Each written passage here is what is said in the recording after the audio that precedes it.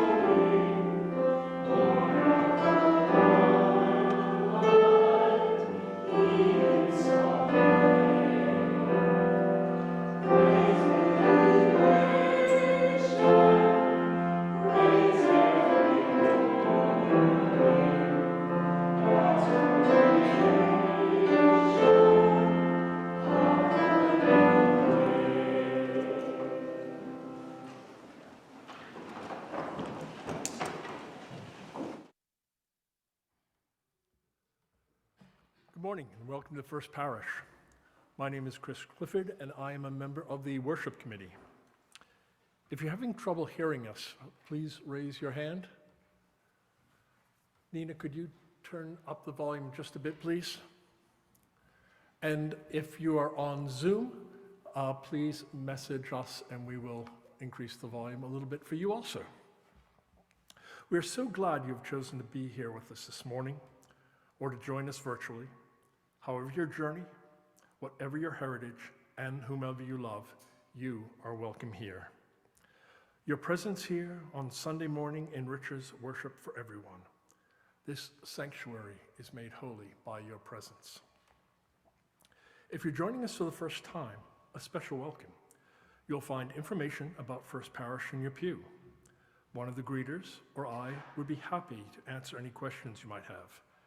And any of us would welcome the opportunity to walk you to social hour after the service. The work of living our faith is done both in and out of worship, so I call your attention to the printed announcements that came with your order of worship. One important piece is there is a listening circle this afternoon at 12, and there are still some spaces, I'm told. So please, if you haven't had the opportunity to do that yet, please make time today. Let's see. That was the announcements. Now take a few minutes to greet each other in a COVID-safe manner, please, staying in your pews. Please go turn your cameras on so you can greet each other for a moment. Hello. Good morning, everybody. Good morning. Diana, how you feeling, dear? Pretty good. Good. Yep. Everyone. Hi, everybody. Hey, Pat. How you doing, Colin? Just the Doing top okay. half. Yeah. How are you recovering, Diana? Good. It's just I got to do more exercising. Take your PT seriously. That's my advice. Yep. Absolutely. Absolutely. I'm trying. I got out. We went out to WGBH, at the public library, Boston Public Library. We went over there. So I got some PT going over there and, just getting out. So, but yeah. Good. As we enter into Yeah. worship, please take a moment How are to you make doing? sure your Guys, cell later. phones are silent. All right. Bye. Now is a moment when we can focus on being here, when we can choose to connect with ourselves and the divine, when we can choose to just be present. I'd like to ask Grace and Leona to come up and help me light the chalice this morning, please.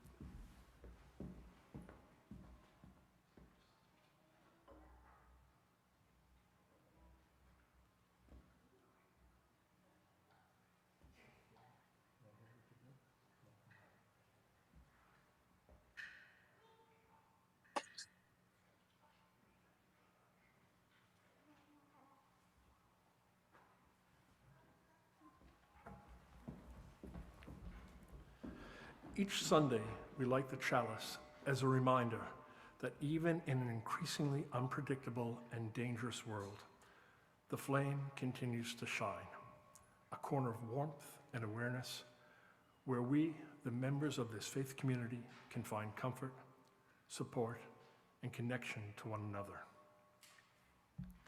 Now please join me in the call to worship. Come, let us gather. We gather to celebrate the sacred within and among us. We come to seek spiritual growth and understanding. We strive to practice acceptance, forgiveness, and love. Together, we work to build a world with justice and compassion. Come, let us gather together.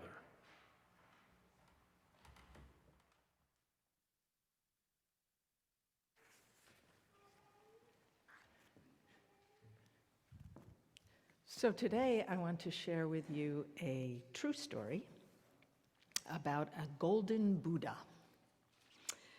And the golden Buddha was made sometime in the 14th century. We don't know when, the 1300s time. Weighs about 5.5 tons, around 12,000 pounds, close to 12,000 pounds. And at some point, it was moved to a place called Ayutthaya, Thailand, in 1403.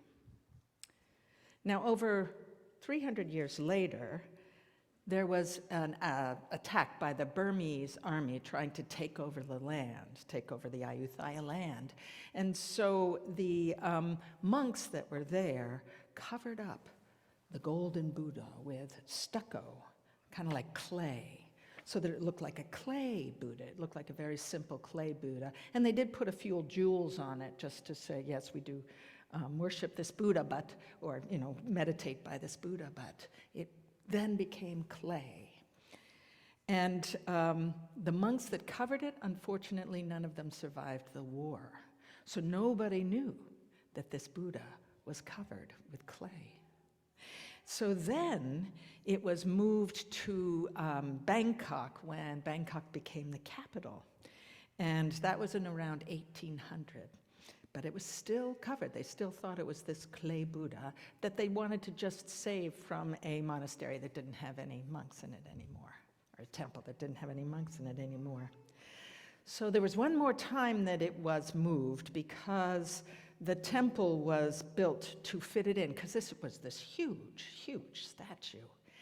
And when they were taking ropes to move it, one of the ropes fell on the stucco and it cracked, and they saw this golden beam come from inside.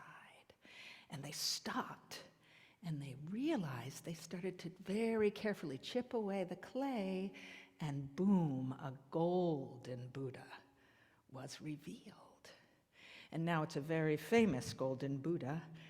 In 1955, it has become a very, very important thing in Thailand. Now, what do you think? I mean, if we think of the golden Buddha, you know, it was covered first for protection, right? Well, there's kind of a golden inside us, right? There's a light of life inside us. And sometimes we cover it over with different kinds of defenses, different ways that we want to not really have people kind of see us because we're a little afraid or because we don't know the people. So what kind of things might have us maybe cover ourselves a little bit to not let people know our golden wonderfulness? What kind of things? Yes, Grace. Don't talk. You know, when you're not allowed to talk, right? When you're silenced. That's a good one. Yeah. What else?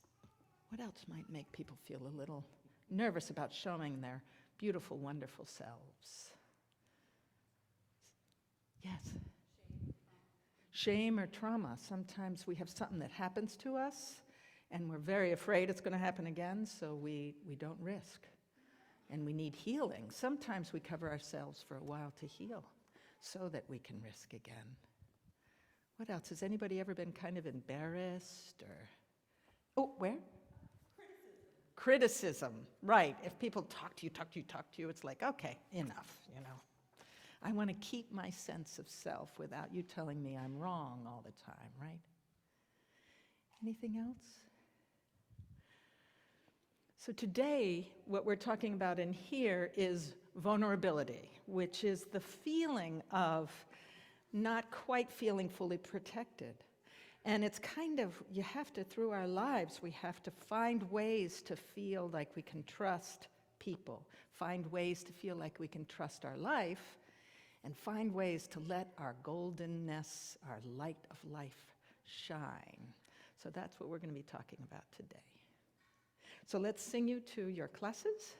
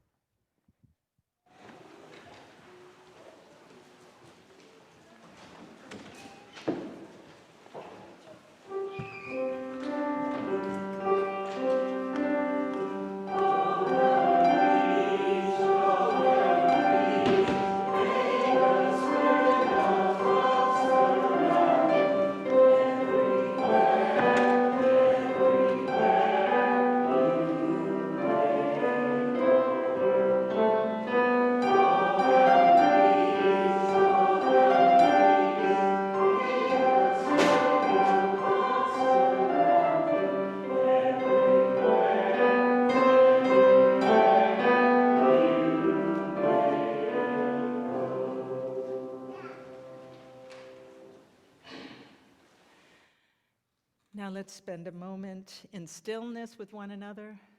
Feel the presence of this room and of the beating of our hearts. Let yourself breathe in and out and feel your body and feel the air about you for just a little bit, for some stillness of mind.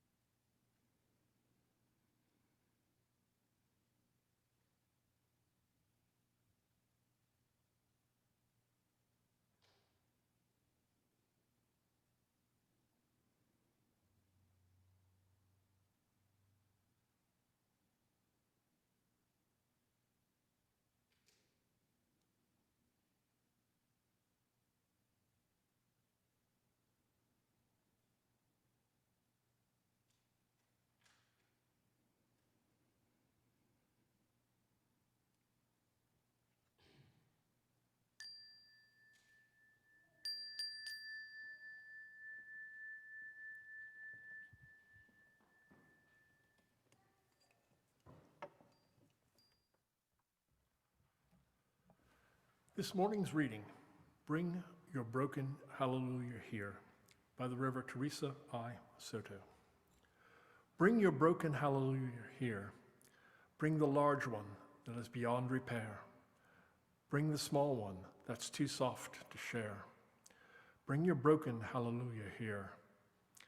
I know that people have told you that before you can give, you have to get yourself together. They overstated the value of perfection by a lot, or they forgot. You are the gift. We all bring some broken things, songs and dreams and long-lost hopes. But here and together, we reach within. As a community, we begin again. And from the pieces, we will build something new. There is work that only you can do. We wait for you.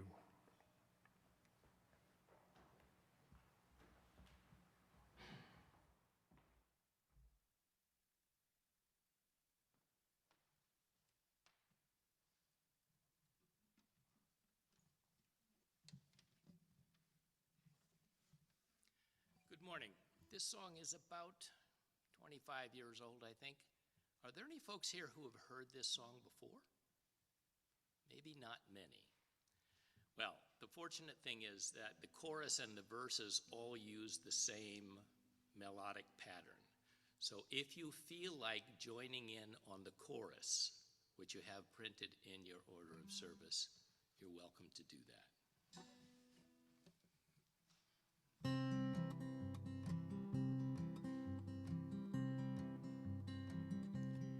We're all living neath the great big dipper. We're all washed by the very same rain.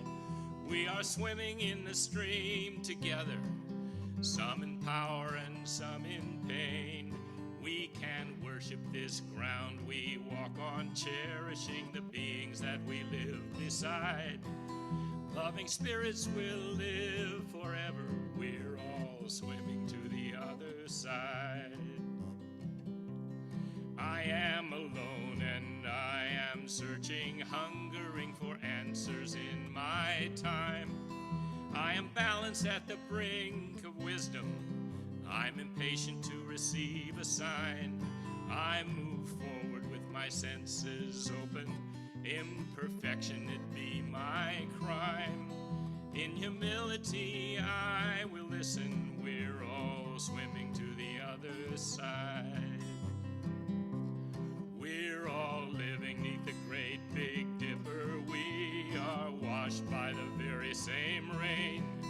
We are swimming in the stream together, some in power and some in pain. We can worship this ground we walk on, cherishing the beings that we live beside. Loving spirits will live forever. We're all swimming to the other side. On this journey through thoughts and feelings, binding intuition, my head, my heart, I am gathering the tools together. I'm preparing to do my part. All of those who have come before me, please band together and be my guide. Loving lessons that I will follow. We're all swimming to the other side. We're all living neath the great big dipper. We are washed by the very same rain. We are swimming in the stream together, some in power and some in pain. We can worship this ground we walk on, cherishing the beings that we live beside. Loving spirits will live forever. We're all swimming to the other side.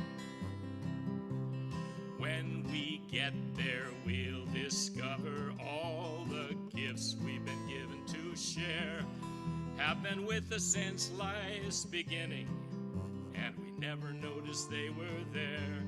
We can balance at the brink of wisdom, never recognizing that we've arrived. Loving spirits will live forever. We're all swimming to the other side. all swim, living to the Big Dipper. We are washed by the very same rain.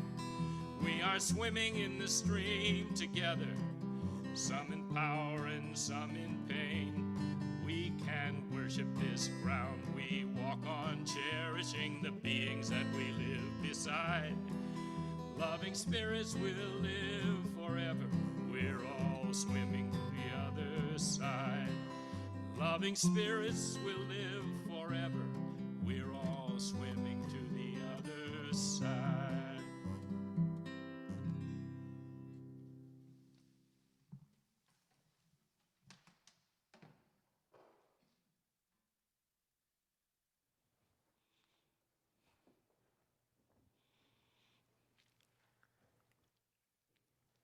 Thank you, Charlie.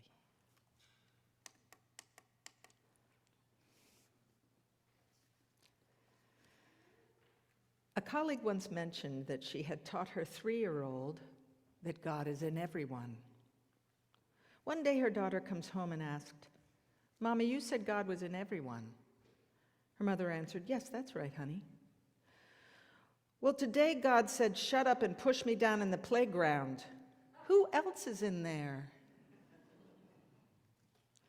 How can we trust? Who do we trust? Who else is in there? We reach out in friendship and partnership. We form communities and families, all by risking relationship, all by calculating companionship. With what can we abide? With whom can we journey? And most of us have missed the mark more than once, either by trusting unwisely or being trusted unwisely. There are places we venture that become dead ends or dangerous paths. There are times we hold back and miss opportunities or don't stay long enough for truth to be fully revealed. Life as a human, vulnerable to circumstance and to our own self-doubt. Heartbreak is hard, betrayal shattering, loss devastating, and yet we go on. We take that next step, we enter that new day. We have within us a willingness to learn and to love, sometimes compelling us to new adventures or deeper knowing, sometimes keeping us steady to wisely heal or protect, sometimes holding us back out of the need for safety. Presbyterian minister Ben Patterson wrote in his book, Waiting, about a time when he and 3 friends climbed Mount Lyell, the highest peak in Yosemite National Park. He writes, "2 of us were experienced mountaineers. I was not one of the experienced 2. Hours into the climb, the experienced mountaineers opened up a wide gap, leaving the 2 less experienced climbers lagging behind. Being competitive by nature, Ben offered, I began to look for shortcuts to beat them to the top. I thought I saw one to the right of an outcropping of rock. So I went, deaf to the protests of my companion. 30 minutes later, I was trapped in a cul-de-sac of rock atop the Lyell Glacier, looking down several hundred feet of a sheer slope of ice, pitched at about a 45-degree angle. I was only about 10 feet from the safety of a rock, but my thought is one little slip, and I wouldn't stop sliding until I landed in the valley floor some 50 miles away. I was stuck, and I was scared. It took an hour for the experienced climbing friends to find Ben. Standing on the rock Ben wanted to reach, one of them leaned out and used an ice axe to chip 2 little footsteps in the glacier. Ben wrote, "Then he gave me the following instructions. Ben, you must step out from where you are and put your foot where the first foothold is. When your foot touches it, without a moment's hesitation, swing your other foot across and land it on the next step. When you do that, reach out and I will take your hand and pull you to safety. But listen carefully," he added. "As you step across, Do not lean into the mountain. If anything, lean out a bit. Otherwise, your feet may fly out from under you and you will start sliding down. I looked at him real hard, Ben recalled. Was there any reason at all that I should not trust him? I certainly hoped not. So for a moment, based solely on what I believed to be the goodwill and good sense of my friend, I decided today to say no to what I felt, to stifle my impulse, to cling to the security of the mountain, to lean out, step out, and traverse the ice to safety. It took less than 2 seconds to find out if my faith was well-founded. It was. Trust. That which binds our relationship, upholds our laws, generates our communities, and cradles our dreams.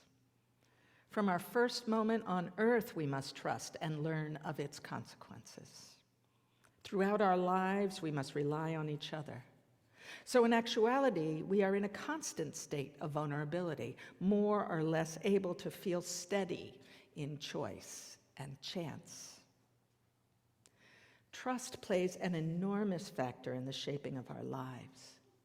Quite a responsibility, quite a challenge to trust, to be trusted. Sometimes a scary place to be, sometimes a daunting role to take, but there nonetheless in our lives and shaping what it is we believe and can believe, shaping what it is we can become. If we ask ourselves what it is we most trust, we will also find our sacred ground, our inner gold, that which compels our actions, that which nurtures our love, that which we cherish and know about our lives, that which helps us find our footing when we are lost or confused. As we live through experiences and learn from encounters, the trust we claim may shift, deepen, or transform. This is rarely an easy journey. None of us escapes times when we feel betrayed or shaken by disillusionment or set off guard by moments of surprise and periods of doubt. Each time our trust is challenged, wounded, or devastated, we learn that much more about what it is that helps us survive. We can also learn to trust and cherish our inner resources that can guide us to balance. Then we can grow in knowledge of how it is that we can thrive even amidst pain, struggle, discoveries, and surprise. We can soften our hardened hearts, wise to our own resources, wise about dangers, and come to a trust in life to be able to discern and see a way of risk. Ben Patterson's pride and competitive impulse got him in trouble, compelling unwise choices till he was forced to rely on help. He had to summon humility enough, admit his vulnerability enough, and have determination for life enough to trust in his friend and risk a new way of being, a shared way of being that saved his life. For each of us, there is something on which we can rely. Within each of us, there is a sacred knowing of what our lives are about. Trust is the ground upon which that sacred knowing can flourish. It is the source of wise willingness. American theologian Howard Thurman reminds us, there's a quiet courage that comes from an inward spring of confidence in the meaning and significance of life. Such courage is an underground river, flowing far beneath the shifting events of one's experience, keeping alive 1,000 little springs of action. There are so many factors in our lives that compel our choices, and of course there are many motivations. There are some which steer us away from our inner voice, our inner feeling of solidness, wanting to be liked, feeling unworthy, the need to become something, comparing our worth to others, and general fear. There are also motivations that steer us toward wholeness: compassion, generosity, curiosity, gratitude, joy, and love. Nell Morton offers in her book, The Journey is Home, that maybe journey is not so much a journey ahead or a journey into space, but a journey into presence. The furthest place on earth is the journey into the presence of the nearest person to you. Here's another illustration that speaks to wise willingness. Mohandas Gandhi, 20th century Indian statesman and spiritual leader, was boarding a train one day with a number of companions and followers when his shoe fell from his foot and disappeared in the gap between the train and the platform. Unable to retrieve it, he took off his other shoe and threw it down by the first. Responding to the puzzlement of his fellow travelers, Gandhi explained that a poor person who finds a single shoe is no better off. What's really helpful is finding a pair. Now, that was fairly easy willingness, as one shoe would not have served him or anyone else well, but it is a metaphor for the giving up a bit of your covering, laying bare a bit of your vulnerability, and trusting that you have resources enough to carry on. We live in the unknown, which is why we're vulnerable. We were invited to live by nature of our birth, which is why we have resources. Our light within may be covered with layers of defenses and fears and self-doubt, but the resources are there. The wisdom of balance and harmony is there. And keep in mind, Teresa, that's just one, yeah. And keep in mind Teresa Soto's sentiment in this morning's reading. I know that people have told you that before you can give, you have to get yourself together. They overstated the value of perfection by a lot. Wise willingness is the courage toward evolution of awareness, knowing ourselves and our lives more and more.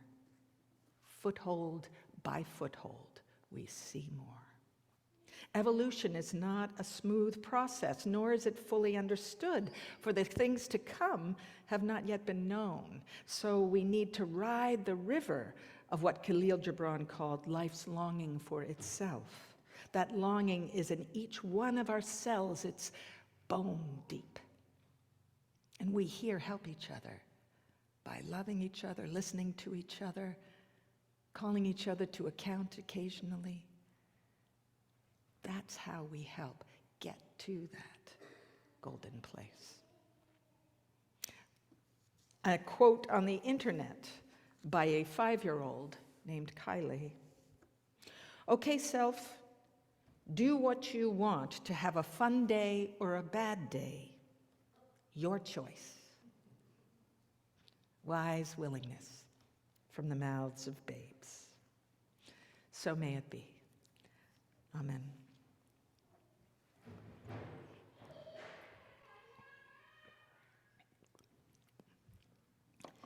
Let us sing hymn number 1007 in the blue hymnal, There's a River Flowing in My Soul. Please rise as you are able in body and spirit.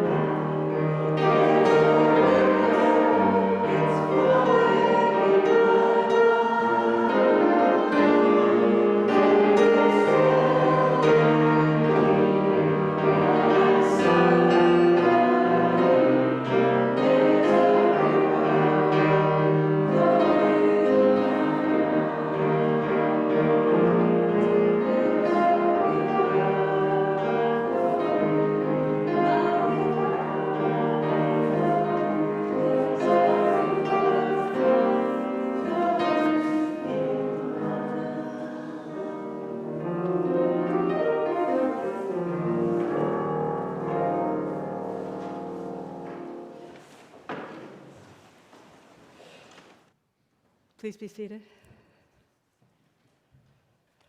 Let's join our hearts in the spirit of prayer.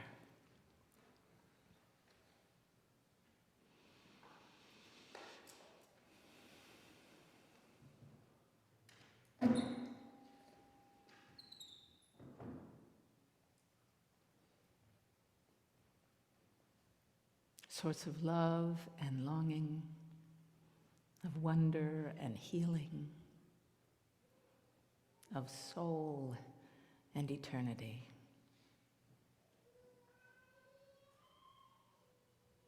Come to our awareness.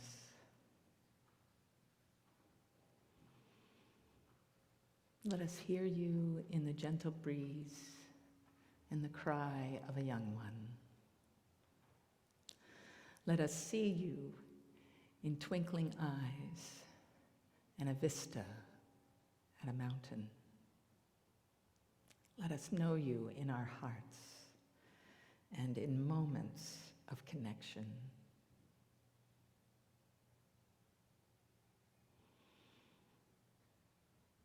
Let us be gentle with one another and ourselves in our brokenness and know that it is strengthening us in other ways. And if we need, we reach out, and if we can, we help. These are the simple ways we strengthen one another for the ride of life, for justice, for seeing clear to harmony and peace.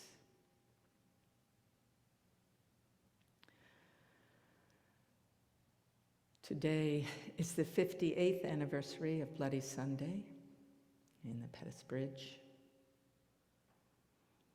Let us surround that observance in love. Remember the striving for equity in voting and society for all people. Also want to lift up in this Women's History Month all the young women, women of all ages, but especially the young women going to school in Iran, Afghanistan, and other places where they are being silenced. Here even. Let's lift up for all women that equity we so want. Don't fear the education of women. Don't fear the goldenness of women. And for all the local prayers, deeply felt but unspoken, let's surround them in love.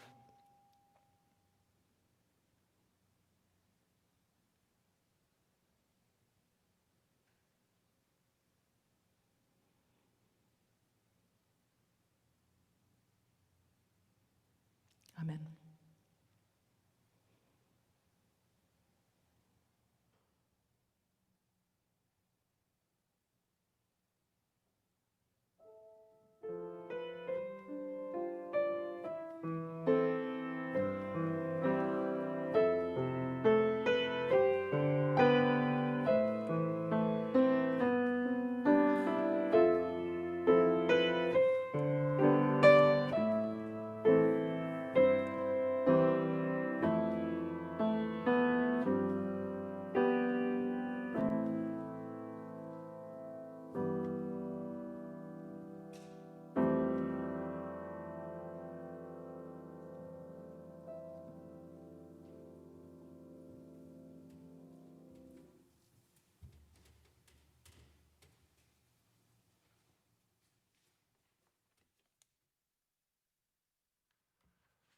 This morning's faith reflection is Ellen Barr.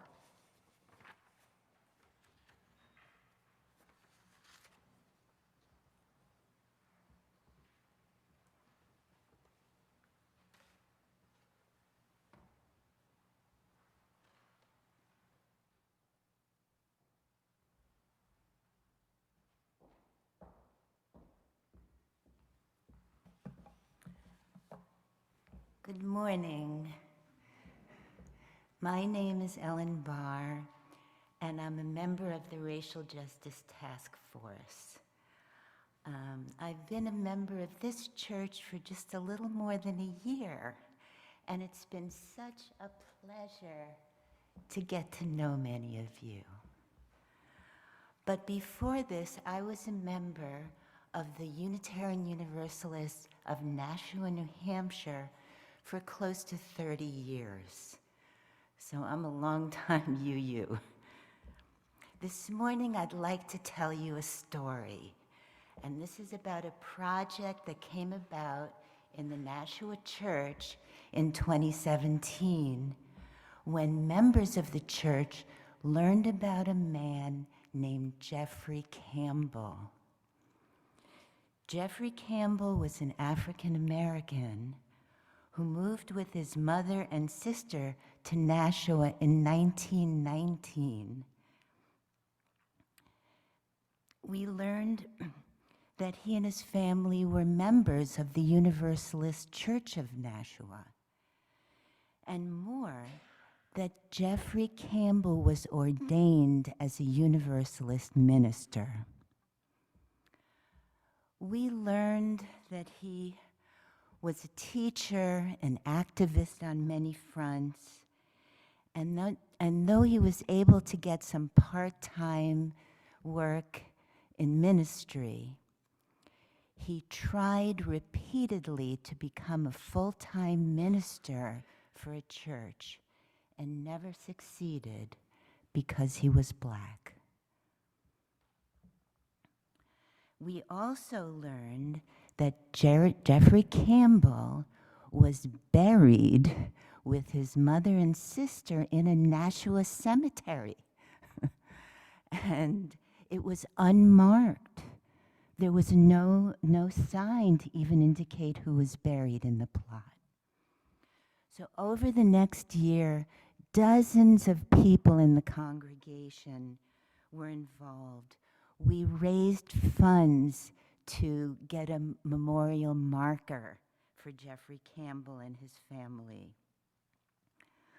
We reached out to Campbell's family. He had 2 surviving daughters. And although apparently they didn't have a very good relationship with their father, they were very interested in what was going on in Nashua and how we were trying to raise awareness for this great individual. Well, we also had a service. We planned a wonderful service to honor Jeffrey Campbell. We invited local community members and had a wonderful, service for him. And then finally, in September 2018, when we had acquired the marker for the grave, we had a grave site commemoration for the placement of the marker. And we had dozens and dozens of people, community members, members of the church. His 2 daughters came from locations across the country, and the Nashua Telegraph covered the story. I felt so proud that in some way we had made amends for a past injustice. But I will read from a quote from the Jeffrey Campbell Study Group. "We are under no illusion that this commemoration will excuse the past racism of our faith or correct the historical record. But still, how great to bring out in the open and celebrate a story that was previously buried in the history books." We had the Jeffrey Campbell recognition in Nashua, and now we hear about First Parish Roxbury uncovering slave holdings at their site. And we know that there are people at First Parish who are delving into the history of this church, and might we find some related history that we could bring forward and celebrate. I support the adoption of the eighth principle. We've been doing listening sessions to get people's feeling for this. But it's not that I think we're not doing a lot already. This church is amazing for all the type of activism and engagement in the community that's already been built. But I think adoption would set us on a path of going beyond and finding new ways to stand against racism. So thank you very much. Thank you for the opportunity of doing my faith reflection.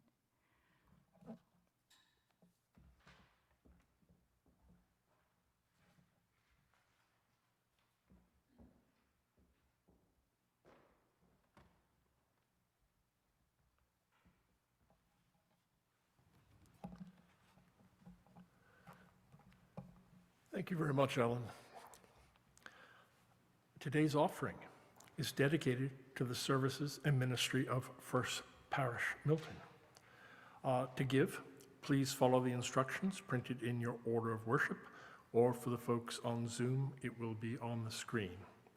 For those in the meeting house, you may also deposit cash or check into the collection plate. There's one located in the front and one in the back. If you're proud of this church, become its advocate. If you care about its future, share its message. We welcome all to build a just and healthy world with faith, love, and compassion. Please support our faith community by giving as generously as you can.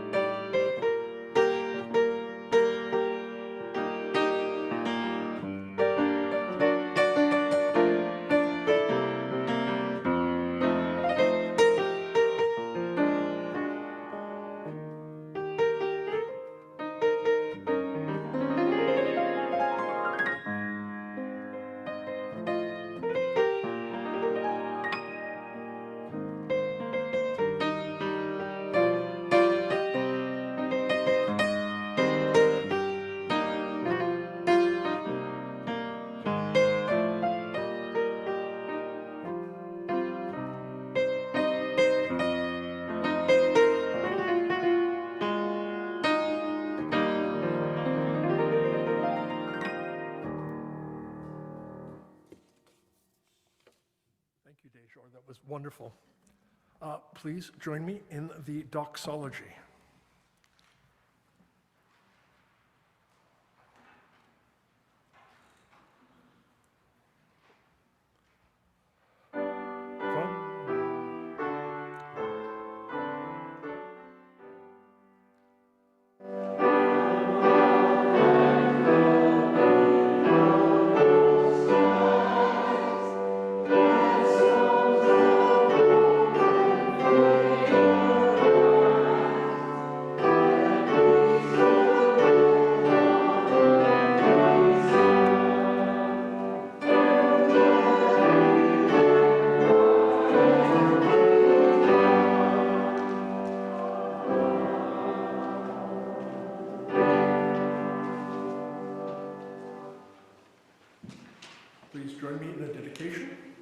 May these gifts be transformed into strength for this faith community, into comfort, food, and shelter for those in need, and may we be transformed by generosity.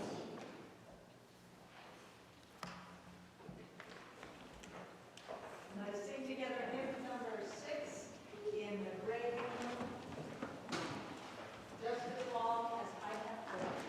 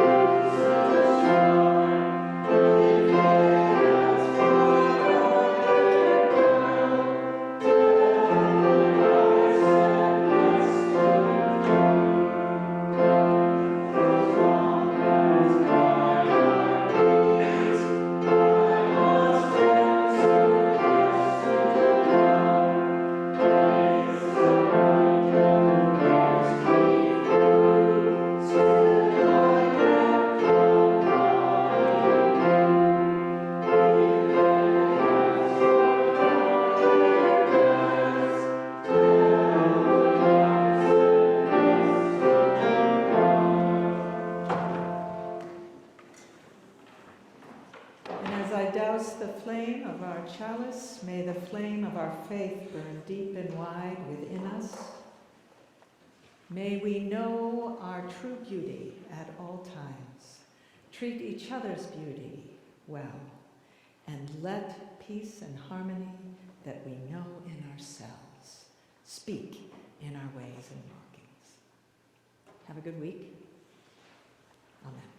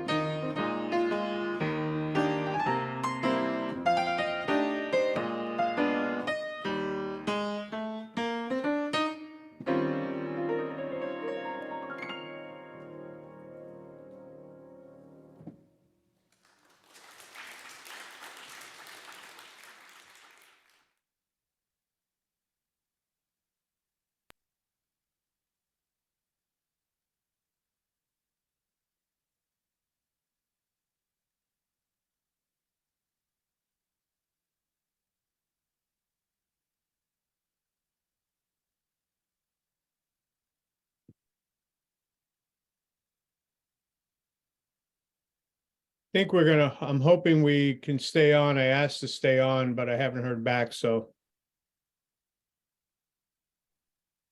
All right. They're gonna just cut us off. Oh, yeah, so I think they just said I'm host, so I think we can stay on a little bit. Somebody went to the barber shop. Who, Lori is a master barber. She just, what'd you do, Lori? Very think- spiffy. She got the weed whacker from out in the garage. For your seasonal thing. What was I missed last week, but everyone seemed to know. Did Diane have an accident or? I didn't hear that, and I had talked to her a couple of times, texted her, emailed her on some art stuff in the church, but I didn't hear. So I didn't have a chance to ask her because we were going back into service. So how you doing? You look like you're a little better. How are you? Yeah, a little, definitely like better. Breathe. I can breathe and talk again. That's nice. Yeah, no, I mean, you really look like you were in pain the last time we saw you, so. Lots and lots of rest, which has been, it's just it's a drag to be like, it's another day. I slept through the day, but I've just been like listening. My doctors were like, just listen to your body, and like if you're tired, just lie down. And if you sleep for 5 hours and you sleep, you're just really run down. They took me off of land physical therapy. They're like, you're too weak. I was like, okay. And so they put me in aqua therapy, and I got hurt the first day. I was like, You well, went- they put you in a pool? yeah, I was like, well, if I can't walk in a pool, then, but it'll be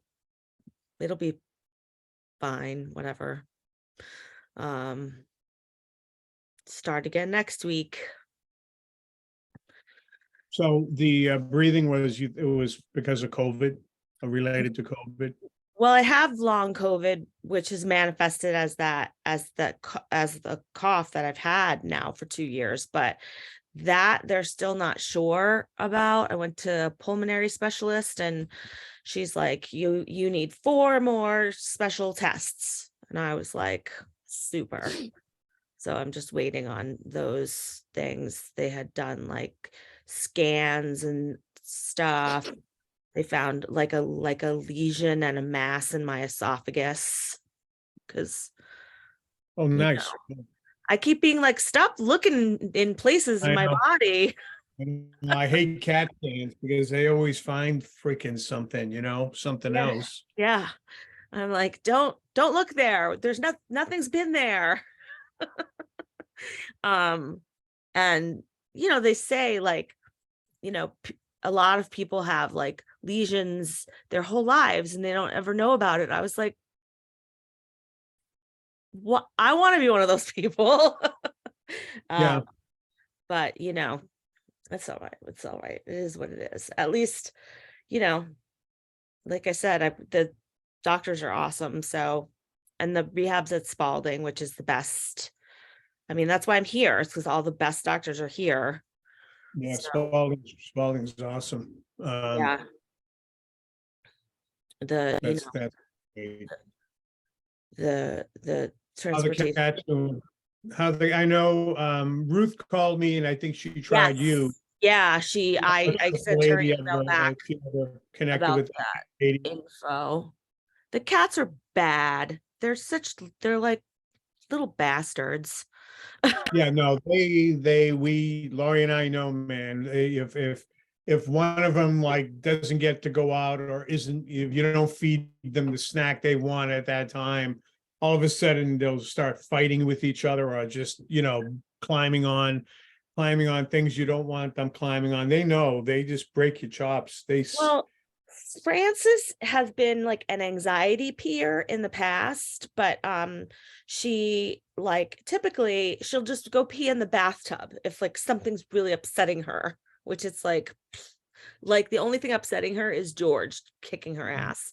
But I cleaned out the like litter box and then I put hot water in it to like soak it for 10 minutes. But I fell asleep. So normally she would just, if she had to pee really bad, she would go pee in the bathtub. But I guess she took it personally. And I woke up and I got up and I have hot pads. And one of the hot pads is like, like the plasticky kind.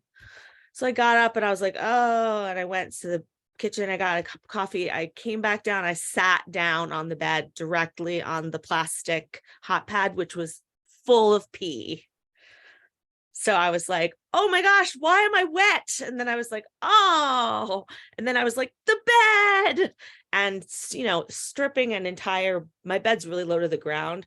So stripping an entire bed while, you're all wet and confused and just woke up and like, then just like laundering is not my friend, it's like quilts everywhere. And so that didn't do my body any favors either. So it's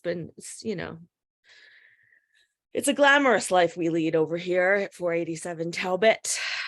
Well, like I said, the cats are right, Lori. The cats are. You have two?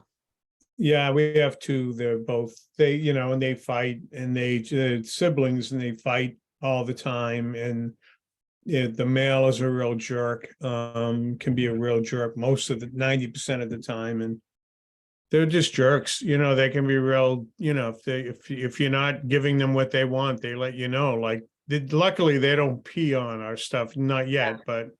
Yeah. Well, luckily, what I've always heard is that once they pee on something, it's all over, but it's, that's it. It's the end. You can throw that thing away, but that's not been the case, knock on wood here, just some good OxyClean and, but yeah, George is a jerk. She'll just walk up to Frances and just punch her right in the face and then walk on, just be like, it's good. But Frances has a very devilish, she can like stare George down. It's funny. They're funny. Yeah, Critters.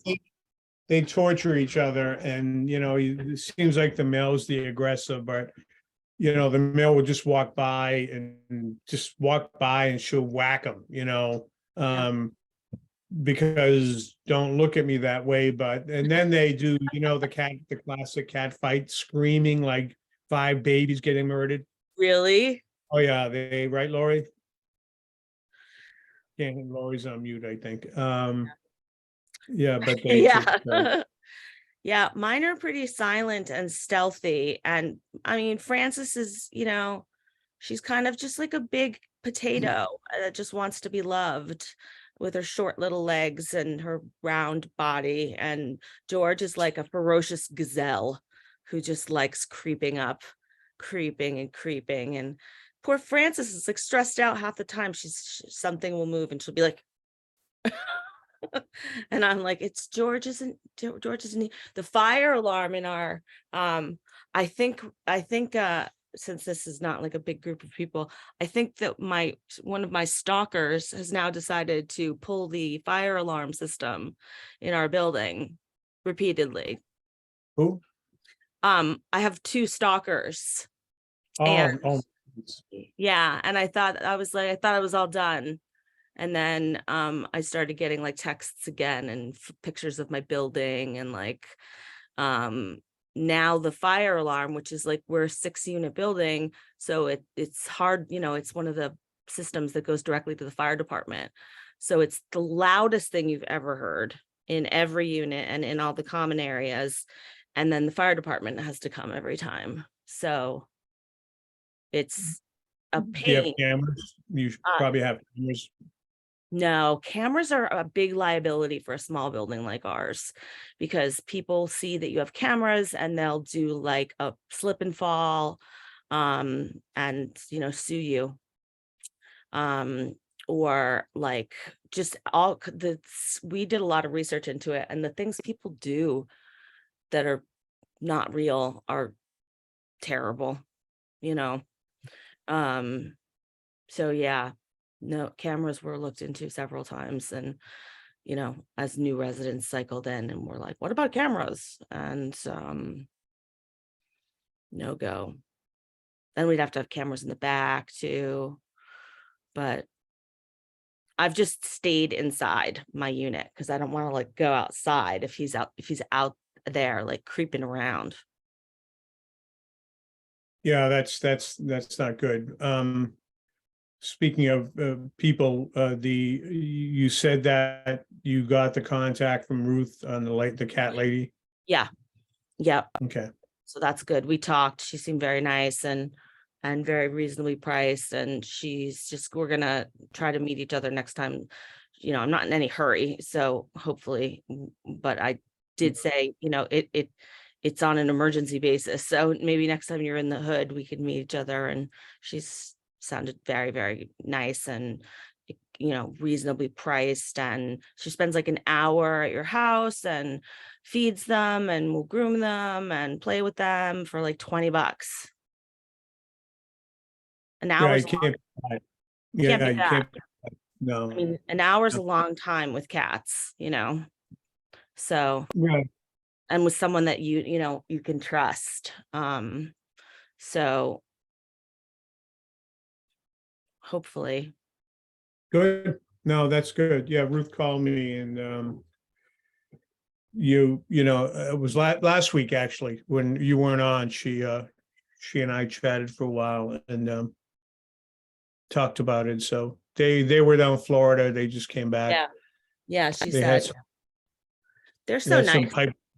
That's what. Yeah, no, Charlie and Ruth are great. I have to shoot Charlie a text and tell him he did a nice job on his Song. Yeah. I didn't Yeah. even know he played guitar. Yeah, Charlie's played a long time. So he Nice. does that. So it sounds like they're having social hour too, which is good. For some people get together. That's good. Yeah, You that's know, nice. so other than that, no, I think it's just everything's okay. Yeah, the sun's out. It wasn't supposed to be, and there's no snow on the ground, and there was supposed to be. So those are two good things. Yeah, we got a little snow and I mean it's partly cloudy. I mean, we're like 2 miles away from you, so but Yeah. it's a little partly cloudy. So The I don't know. sun's here right now. It'll be over Okay. there in like 2 minutes. It's not here yet. It's come and going, but yeah, it's it's late winter, early spring kind of feel to it. Yeah. So. Anyway, well, I'm gonna finish opening like a month and a half's worth of mail. God bless. Laurie's doing taxes. Poor Laurie's doing my mother's taxes, so God. she's gonna go back to that. Yeah, my mom's in a nursing home, so she's taking care of those. Oh, poor Lori. Laurie's doing like silent movie stuff. Yeah. Oh no. Yeah. Oh no. Oh, well, I'm sorry for All that. right. Well, take care. I'm glad you're doing a little better, and we'll expect to see you next week. Should be Stay out of around. trouble. All right, guys. Stay out of trouble. Take care. You take care. Laurie, Thank I'll see you. you. See you. Bye.